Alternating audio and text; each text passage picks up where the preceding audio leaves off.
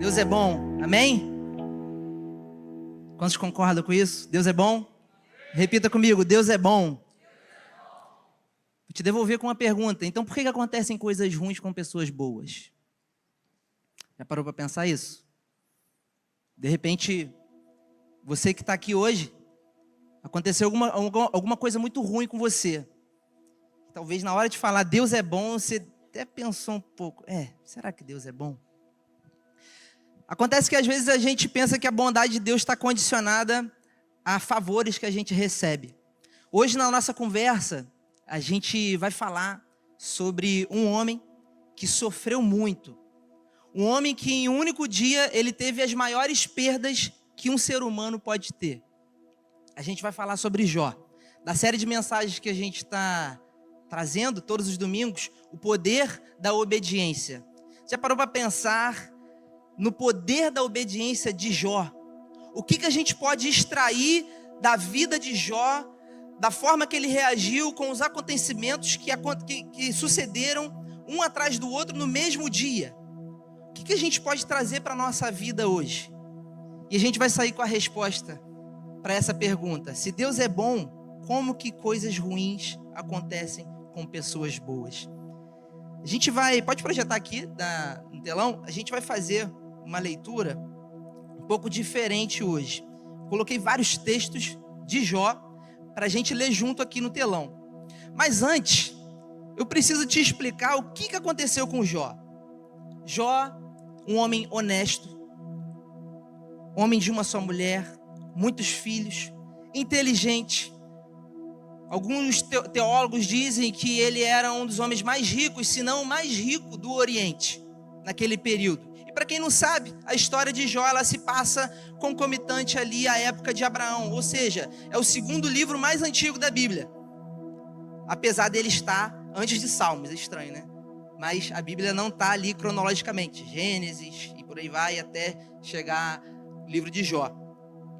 E Jó, ele era um homem temente a Deus. E aconteceu que estava tendo uma conversa. E então, do nada, Satanás chegou. E Deus perguntou para Satanás: Satanás, de onde você vem? E ele disse: eu venho de rondar a terra. Eu venho de rondar e ver o que as pessoas estão fazendo. Então Deus chega para Satanás e fala: olha só o meu servo Jó. Um homem temente, um homem que não se desvia, um homem íntegro.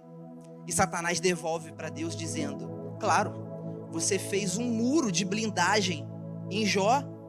Tudo dá certo para ele. Ele é rico, tem saúde, tem filhos lindos. Nada falta para Jó. Eu duvido que se você permitir eu tirar essas coisas de Jó, ele não vai blasfemar na tua cara. Estou falando numa linguagem para você me entender. Então Deus vai e deixa isso acontecer. Conjecturando, e se Deus permitisse que isso acontecesse com você hoje, tocasse nas tuas finanças, e você amanhã acordasse sem dinheiro na sua conta.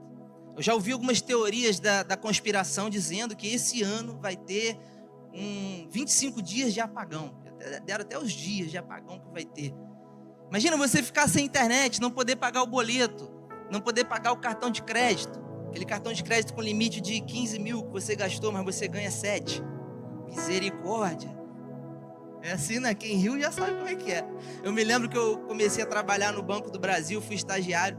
Aí eu recebi um cartão e fui no caixa eletrônico lá para ver se tinha caído dinheiro. Aí eu olhei lá e falei assim, cara, R$200. Eu falei assim, cara, mas não é R$200 só não. Aí eu achei estranho. Aí eu fui assim, vou sacar para ver se sai. E saiu o dinheiro. Eu falei, caramba, legal. Tá. Aí depois que caiu o dinheiro mesmo, caiu menos da metade do que era para ter caído. Eu falei, tem alguma coisa errada. Tem alguma coisa muito errada aqui. Eu fui no gerente, falei, cara, o que aconteceu isso? Ele, não, rapaz, você sacou o cheque especial. Aí entrou juros, eu não tenho o que fazer não. Às vezes você acha que tem uma coisa e você não tem. E aqui Jó, ele realmente tinha filhos. A vida que todo mundo pediu a Deus. Vamos ser sinceros. Não falta dinheiro, maravilha. Uma esposa, maravilha. Filhos, maravilha. Segurança, maravilha. Não tem como blasfemar num cenário desse. Foi isso que Satanás falou para Deus. E naquele mesmo dia, Jó, que tinha mais de 7.000 ovelhas, perdeu todas as suas ovelhas. Caiu fogo do céu, matou todas as ovelhas. E até os pastores das ovelhas. Jó perdeu todos os seus bois. Veio um bando de homens maus que eram inimigos e mataram todos os animais de Jó. Tudo isso no mesmo dia. E só um se salvou para voltar para contar a história. E naquela mesma situação, todos os filhos de Jó, eles estavam na casa do seu filho mais velho celebrando. E então veio um vento forte e derrubou aquela casa. E os 10 filhos de Jó morreram. Gente, isso foi tudo no mesmo dia. Não teve nem um tempo ali de alguns meses para se recuperar, não. Foi uma pancada de uma vez só. E agora a gente vai ler até a partir do versículo 21. 1:21, diz assim: E disse: Saí nu do ventre de minha mãe, e estarei nu quando partir. O Senhor me deu o que eu tinha, e o Senhor o tomou. Louvado seja o nome do Senhor.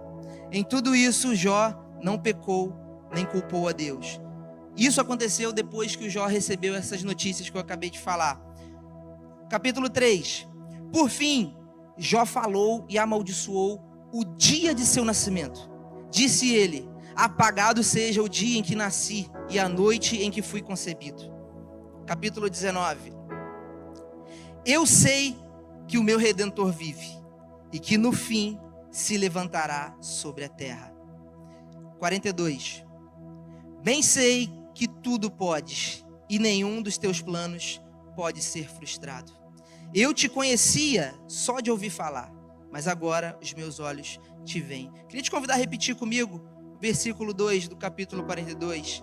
Bem sei, diga, que tudo podes e nenhum dos teus planos pode ser frustrado. Amém. Feche seus olhos. Pai, obrigado pela tua palavra. Obrigado porque o Senhor nos concede hoje a oportunidade de aprender com esse homem que teve muita resiliência, mas acima de tudo ele sabia de uma coisa: que o Redentor vive e ele vai se levantar. Essa é a maior certeza que nós precisamos ter. Então, assim como Jó, Pai, que nessa noite nós possamos ser impactados por essa palavra, saindo daqui certos de que, independente da circunstância, independente da situação, independente de um momento difícil, nós queremos conhecer a Ti, Jesus. Porque se nós o conhecermos, nós vamos poder dizer: eu sei que o meu Redentor vive e ele vai se levantar. Amém. Glória a Deus. A vida, ela é repleta de paradoxos. Que palavra é essa? O que é um paradoxo? É uma coisa que, no primeiro momento, ela não faz muito sentido. Mas depois que se explica, você começa a entender. Por exemplo, tem um poeta, deixa eu ver se eu vou lembrar, né? Ele fala assim, o amor é fogo que arde sem se ver. É isso, né? Camões que fala isso? Enfim, alguém falou isso. E na Bíblia também tem alguns paradoxos. Por exemplo, quem quiser quem quiser ganhar a sua vida, perdê-la. Quem quiser ganhar a sua vida, perdê-la.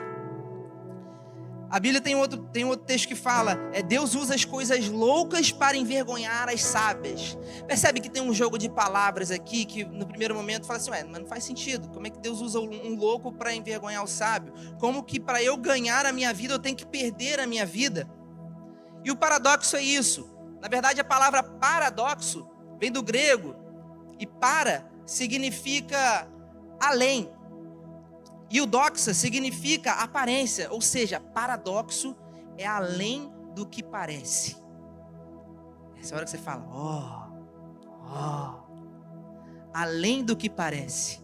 Por trás de um texto bíblico que às vezes não faz muito sentido, tem coisas muito além do que parece, querido. E a vida de Jó é um paradoxo. Como que um homem que obedece a Deus, ele vai passar por isso tudo que ele passou? Como que uma pessoa que obedece a Deus vai perder todos os seus filhos, 10 filhos, num único dia? Vai ficar pobre num único dia? E aqui a gente vê nitidamente que a vida de Jó, ela se tornou um absurdo. Talvez nos dias de hoje, boa parte das pessoas poderiam pensar, não vale a pena viver. Enquanto às vezes, talvez alguns aqui hoje já tenham pensado em situações assim, chegar até o último momento e falar, cara, eu preciso tirar minha vida, não está valendo mais a pena viver. Quando chega nesse ponto, a gente tem que começar a conversar com a gente mesmo, dizer, Senhor, será que eu conheço Deus verdadeiramente? É lógico que existem, gente, eu creio que existe a depressão, que não é algo espiritual, mas existe um aproveitamento de Satanás para entrar na fraqueza que você está passando. E é por isso que a gente precisa de ajuda, a gente precisa ter alguém do lado. E aqui Jó, ele achou que tinha mulher do lado, mas a mulher dele chegou para ele e falou assim, melhor seria se você amaldiçoasse o seu Deus e morresse, Jó. Porque esse Deus poderia fazer alguma coisa, poderia nos ajudar, ele não nos ajudou. Ele poderia impedir que caísse fogo do céu e matasse todas as ovelhas, poderia, mas ele não fez. Ele poderia impedir que nossos filhos, nossos 10 filhos morressem todos de uma vez, poderia, mas ele não fez. E por que ele não fez? A gente quer explicação e Deus quer obediência. Muitas vezes nós não vamos entender acontecimentos que nos sobrevêm, mas nós precisamos ter uma certeza, que é de que o nosso Redentor vive e Ele se levantará. O que te motivou a vir hoje aqui na igreja, irmão? Chovendo, frio, no jeito para você ficar em casa, vendo Fantástico, nem sei se existe isso ainda, existe, claro, né? Vendo um jogo de qualquer time aí, fazendo qualquer outra coisa, mas você veio para a igreja. Será que você veio aqui para bater um ponto? Será que você veio aqui porque já tinha marcado com alguém? Será que você veio aqui porque se você não for na igreja domingo, a semana não será abençoada? Você não vai bater suas metas, vai dar tudo errado, você vai ficar doente, vai acontecer de tudo. Existe uma religiosidade em volta do culto de domingo. E Deus, Ele não quer isso de você. Deus, Ele quer uma obediência sincera. Deus, Ele não quer uma obediência para que em algum momento você o questione, dizendo, Deus, eu faço isso, eu sou obediente. Por que essas coisas não estão acontecendo comigo? Por que eu oro e você não me responde, meu irmão? Deus, em muitos momentos da sua vida, Ele vai fazer silêncio. Ele vai ficar quieto. E de chegar ao ponto de você falar, eu estou falando sozinho. Deus não responde. Quem já passou por isso? Só eu, gente. Não é possível. Me ajuda aí. Se não passou, vai passar. Está repreendido, falaram aí. Vai passar, não tem jeito. E Jó passou por isso também. Ele se questionou. Ele questionou Deus. Falei, Deus, o que está acontecendo? Eu creio no Senhor, mas fala comigo. Deus falou, sabe o quê? Nada. Silêncio. Eu me lembro de um jovem do meu PG, que ele chegou para mim e falou, Caleb, eu acho que eu vou parar de ir na igreja, sabe? Eu acredito em Deus, essas coisas, tudo, leio a Bíblia. Mas assim, eu não sinto nada quando eu vou para a igreja. Eu percebo que as coisas não acontecem comigo. Eu olho para o lado, vejo uma pessoa chorando. Eu vejo uma pessoa com as mãos erguidas e nitidamente sentindo alguma coisa. Parece que ela está em outro plano. E eu fico olhando, não está acontecendo nada comigo. Eu cheguei para esse jovem e falei assim, meu irmão, eu te entendo e é verdade, cara. Você está certo. Ele não esperava essa resposta. Você está certo. Sabe por que você está certo? Porque talvez a sua concepção de culto a Deus seja uma concepção errada. Pelo que você falou, você vai no culto para receber e não para dar. Não vai acontecer nada, cara. Infelizmente você está no caminho errado. Mas se a partir de hoje você mudar, virar essa chave dentro da sua cabeça de que você não vai num culto para sentir, mas para dar algo a Deus, porque você não merece nada, mas Ele é digno de tudo. Não é sobre você, é sobre Ele. Então, se Ele não falar, Ele é Deus. Se Ele não fizer, Ele é Deus. Se você sentiu arrepio, Ele também é Deus. Mas uma fé sensorial é uma fé que nos leva a fazer coisas que Deus nunca pediu. E o diabo é o maior investidor para que você faça coisas que Deus nunca pediu, porque você vai sair completamente do propósito. Eu me lembro de uma vez, eu tinha um sonho de ser oficial da Marinha. E eu dediquei uma boa parte da minha vida só estudando para isso. Depois da faculdade, eu queria fazer quadro complementar para intendente da Marinha. Na minha cabeça ia ser fácil, porque eu ia pedir transferência para São Pedro e ia ficar tudo bem. Depois descobri que não rola, é uma coisa muito complicada. Todo mundo quer vir para São Pedro e não dá. E eu pensei, poxa, em alguns momentos da nossa vida a gente vai orar, você vai achar que Deus confirmou, que você vai ser colocado lá, tem dedicação. E eu me lembro de uma vez que o Emerson Pinheiro, esposo da Fernanda Brum, foi na nossa igreja, lá em Valença, e ele pregou. E ele do altar, ele chegou e falou assim, olha, Deus está me tomando aqui, eu estou sentindo de falar uma coisa para alguém, eu não sei quem é, mas a palavra de Deus para você é muito especial para estar onde você está estudando para estar. Cara, aquilo foi muito específico. Talvez tivessem outras pessoas estudando para estar em algum lugar também, precisavam daquela palavra. Mas eu pensei, cara, será que é para mim isso? Passei, fiz os exames. Naquele ano foi um ano que tinha cota para negros e indígenas. Por conta disso, pessoas que tiraram notas inferiores a mim entraram e eu fiquei sentado no meio-fio, chorando e perguntando, Deus, logo na minha vez, naquele ano, realmente Deus não queria que eu estivesse lá. Mas depois disso eu ainda insisti. No ano seguinte, eu vim morar em Cabo Frio e abriu a inscrição de novo. Eu falei, não, dessa vez vai. E por um momento eu me esqueci daquela palavra. Eu pensei assim, não, de repente não era para mim, era para outra pessoa. E aí eu estava numa igreja, na igreja da minha tia, e aí eu me abdiquei de coisas que eu estava fazendo lá, eu já estava me envolvendo, e beleza, aí eu me abdiquei, aí eu cheguei para a pessoa e falei assim, olha, eu vou estar ausente um pouco, eu vou estar me dedicando mais aos estudos, eu tenho um sonho e tal. Aí essa pessoa chegou para mim e falou assim, eu fico muito triste quando eu vejo esse tipo de coisa acontecendo, porque você nitidamente você é do altar, você não é para estar lá. Aí eu falei, pô, de novo? E aí eu não gostei não, fiquei para lá. E aconteceu muitas coisas. Depois disso, me casei, fui consagrado pastor. E hoje estou aqui falando para vocês. O que eu quero dizer é que o caminho da obediência nem sempre é o caminho mais curto, mas é o caminho que vai te conduzir ao propósito de Deus para a sua vida. Nem sempre é o caminho mais fácil, mas é o caminho que vai te conduzir a viver o plano de Deus para você. E muitas vezes a gente quer viver o nosso plano, quer viver o nosso sonho. E Deus, Ele quer obediência de nós. Jó, ele fez 34 queixas a Deus. Jó, ele fez 17 perguntas. E Deus respondeu com silêncio. Depois de algum tempo, Deus respondeu Jó com outras 70 perguntas. Do tipo, aonde você estava quando eu estava criando o mundo? Ou seja, resumindo todas as perguntas, quem você pensa que é para questionar alguma coisa do que eu estou fazendo? E Deus não respondeu nenhuma das perguntas de Jó. E aqui já fica algo para a gente hoje. O evangelho não é uma relação de causa e efeito, da onde para todo acontecimento existe uma causa óbvia. Não.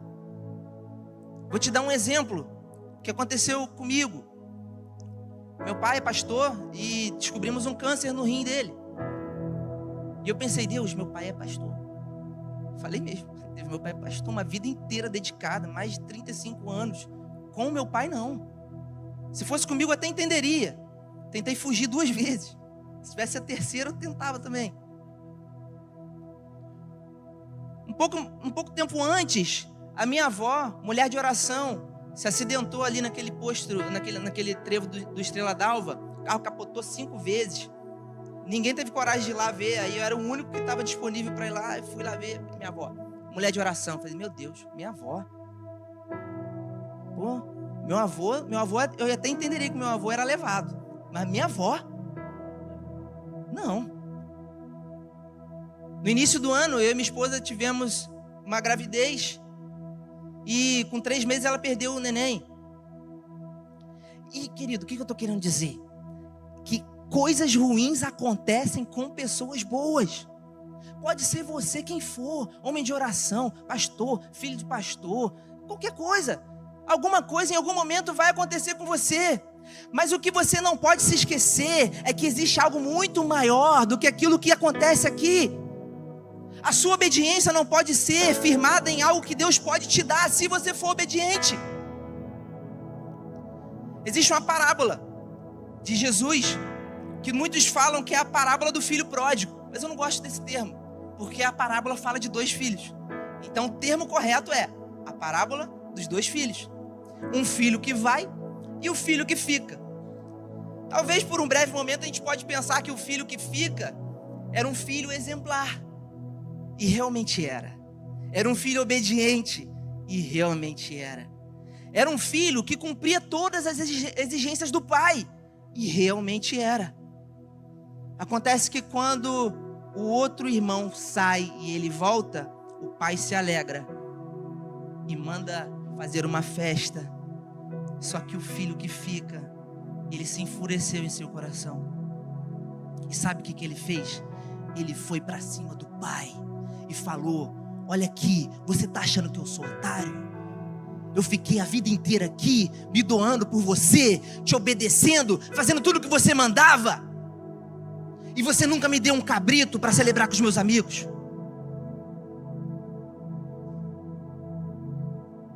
Tem gente que fica e nunca obedeceu o pai de coração. Tem gente que obedece, mas na verdade era uma obediência interesseira, para em algum momento exigir um favor do pai. Estou falando de mim, estou falando de alguns de vocês, porque isso está impregnado dentro de nós. A gente vem para a igreja domingo para ser abençoado na segunda, essa é a verdade. Mas existe um poder da obediência que pode ser acessado se houver sinceridade. Fala comigo, sinceridade. Eu quero. E só 2. Falar de novo, sinceridade. Eu quero. 8.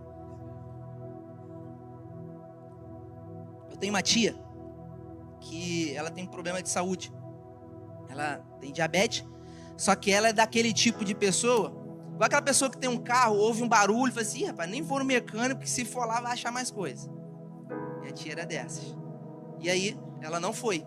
Um belo dia, não tão belo assim, ela deu uma topada e o dedo dela ficou escuro. Minha tia é morena, ficou muito escuro. E ela não falou nada. Aí o dedo do lado começou a ficar muito escuro também. Uma amiga viu e falou assim: olha só, esse dedo seu tá necrosado, você tem que ir no médico. Ela, não, com muita insistência teve que ir no médico. Resumo da ópera, teve que arrancar todos os dedos. Fui levar ela no hospital ontem para fazer curativo. Todo dia tem que levar para fazer curativo. Aí isso foi 2 semanas atrás. Aí, primeiro dia do curativo eu fui lá levar.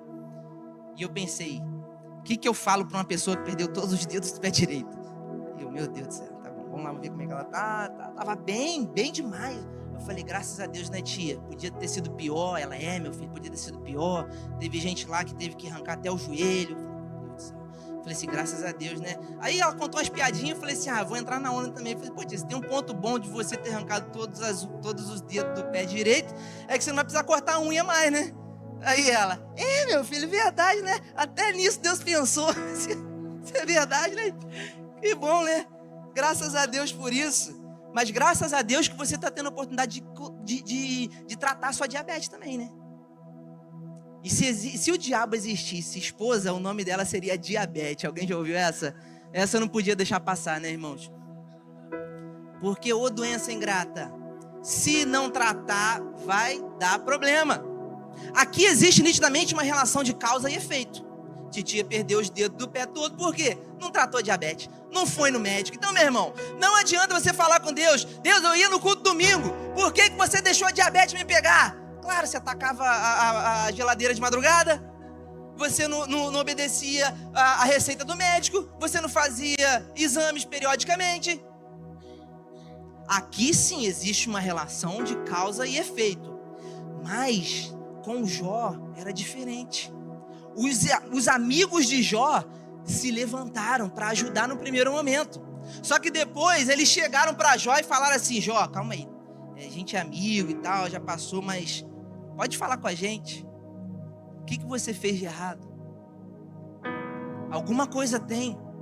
Não tem como isso tudo de ruim acontecer com você, e você sendo o homem que é. Fala com a gente. E esse padrão se repete em vários momentos da sua e da minha vida. Aconteceu com Jesus também, quando Jesus estava diante de um cego de nascença. E os discípulos chegaram para Jesus e falaram assim: Jesus, quem que pecou para que isso acontecesse com ele? Foi ele ou foi os pais dele? E sabe o que Jesus falou?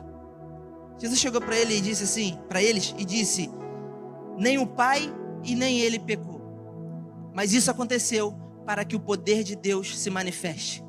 Querido, toda situação de impossibilidade, toda situação em que você não pode explicar por que isso está acontecendo, é uma oportunidade para o poder de Deus se manifestar através de você. É uma oportunidade para Deus mostrar a glória dele, não só para as pessoas à sua volta, mas também para você, que às vezes vinha domingo só para bater ponto e receber uma bênção na segunda. Jó, no final, ele disse: antes eu te conhecia de ouvir falar, mas agora os meus olhos podem te ver. A obediência ao Senhor não pode ser junto com uma tentativa de receber uma bênção do Senhor. Jesus falou: se vocês me amarem verdadeiramente, vocês guardarão os meus mandamentos. Para a gente desfrutar de uma obediência sincera diante do Senhor, a gente tem que amar a Deus de todo o nosso coração. Não tem jeito. Porque vai chegar uma hora que vai ser mais forte do que você. E você vai chegar e vai pensar: não, Deus não está comigo. Apesar disso, apesar de eu ser fiel ao Senhor, Deus não está comigo. Só que Jó, ele falou para os amigos dele: ainda que Deus me mate, nele esperarei. Tamanha confiança de Jó em Deus. Se Deus quisesse matar Jó, Jó diria: tudo bem. Mas se Deus quisesse permanecer com Jó do jeito que estava, Jó, tudo bem. Sabe por quê? Porque ele sabia que o Redentor dele vive e ele iria se levantar em algum momento. As 5 áreas da vida que Jó foi atacado: ele foi atacado nas finanças dele, ele foi atacado através dos filhos, que todos morreram, ele foi atacado na saúde, ele foi atacado no casamento, que a mulher que poderia apoiá-lo disse: amaldiçoa teu Deus e morre. Ele foi atacado na saúde. Jó teve uma doença de pele terrível, ficou cheio de chagas. Ele pegou um pedaço de telha e ele ficava tirando essas chagas. Tamanha humilhação esse homem passou. Que obediência é essa? É uma obediência louca, é uma obediência que não faz sentido. Mas Deus nos convida a viver uma obediência sincera. Uma obediência sincera ao ponto de nós confiarmos no Senhor, apesar da gente não ver expectativa de melhora. Porque Jesus disse que aquele que ouve e pratica as minhas palavras é semelhante àquele que construiu uma casa sobre a rocha. Aqui não está explicado no texto, mas os teólogos dizem que essa analogia de construir a casa sobre a rocha não está atrelada a só você procurar uma rocha, um bom terreno para você construir. Não é isso. O que ele está falando aqui é que independente de onde você decidir construir, de onde você está, é para você cavar até você achar a rocha. Ou seja, você não para de cavar. E esse cavar é você se relacionar com Deus. Não parar de cavar é você estar aqui domingo com chuva, é você ir para o teu PG com chuva, cansado, é você se dobrar diante do Senhor de madrugada, de dia, de noite, porque você quer encontrar essa rocha que é inabalável, e ali você pode firmar os seus pés para a vida inteira. Queria te convidar a ficar de pé. Eu me lembro de um amigo, na cidade que eu morei, gostava de jogar bola na época, Gosto hoje ainda, mas não tanto. Eu nunca fui dos melhores, mas eu gostava de estar entre os melhores. E esse amigo meu, ele era um dos melhores, se não o melhor da cidade. Vou falar o nome dele é Esquerdinha. Ele era enjoado. Quando Esquerdinha estava no time, todo mundo ficava com medo. E aí, nosso time era muito ruim e Esquerdinha não foi. Aí eu pensei, vou na casa de Esquerdinha para buscar ele. Sabe aquele jogador que só vai se buscar ele? Fui lá na casa dele e busquei ele. E a gente foi pro campeonato. Campeonato das igrejas, meu Deus. Demônio se manifesta com força na vida dos crentes. É ou não é? Não foi diferente aquele dia. Mas Esquerdinha levou o time nas costas. Artilheiro. Melhor do campeonato. Foi uma loucura. Falei, meu irmão, você não pode deixar de vir nunca. O cara destruiu. Acabou com o jogo. E a partir daquele dia, quando ia ter um jogo ou algum campeonato, a primeira pergunta que falava, Esquerdinha, vai? Vai, então eu vou. Meu irmão, quando você sabe quem está com você, você encara qualquer parada. Pode vir o time que for, Esquerdinha, vai, eu vou. Nessa analogia aqui, se você conhece o Deus que você serve, e você tem a certeza que Ele está contigo, meu irmão, não importa o que vai vir, Ele está contigo. E você vai poder dizer, eu sei que o meu Redentor vive, e Ele vai se levantar. E você vai poder dizer o que Jó disse, bem sei que tudo podes, e nenhum dos teus planos pode ser frustrado. Feche seus olhos.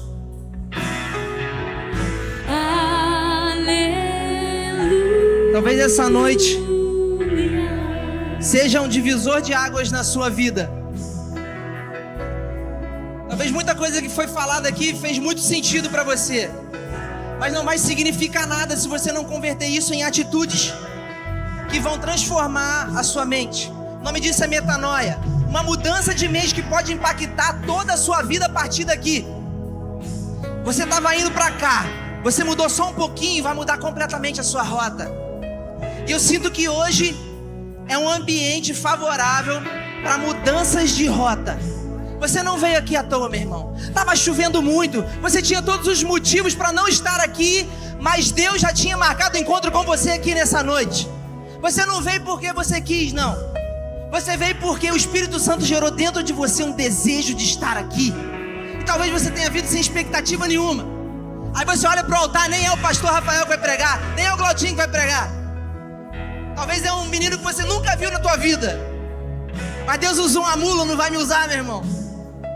Olha, se Deus falou com você hoje de uma forma que você não esperava, mas foi lá dentro, meu irmão, não perde tempo. Sai do seu lugar aí agora. Vem aqui na frente e deixa tudo diante do Senhor. Porque hoje a sua rota vai ser mudada.